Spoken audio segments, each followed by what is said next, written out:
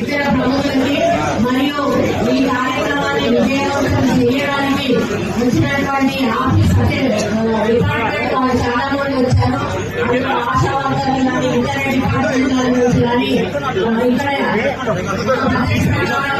కార్యక్రమం జరగడానికి వాలంటీర్గా వచ్చిన ప్రతి ఒక్కరికి, అదేవిధంగా పెద్ద ఎత్తున వచ్చిన పత్రికా మిత్రులందరికీ, ముఖ్యంగా పోలీస్ సిబ్బందికి ఈరోజు ఈ కార్యక్రమం విజయవంతం కావడానికి వాళ్ళ యొక్క సహకారం అవసరం.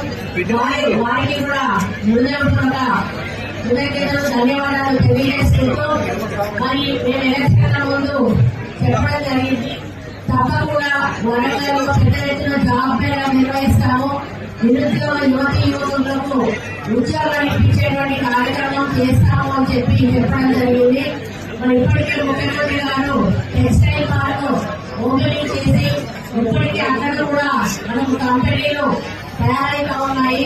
అక్కడ కూడా జాబ్స్ కోసమని మనకి ఇప్పటికే నోటిఫికేషన్స్ పడతా ఉన్నాయి. మరి అంతేకాకుండా ఈ మధ్య కాలంలోనే మనకు ఎయిర్పోర్ట్ కూడా కేంద్రం నుంచి క్లియరెన్స్ రావడం జరిగింది.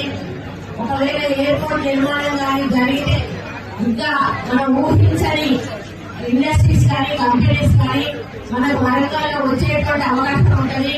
ఇటు కరీంనగర్ సైడ్, ఇటు ఖమ్మం సైడ్, ఇటు హైదరాబాద్ సైడ్ ఈ మూడు వైపులో కూడా విపరీతమైనటువంటి మనకు ఈ యొక్క కంపెనీలు వచ్చే అవకాశం ఉంటుంది. అన్ని రకాల హబ్స్, మెడికల్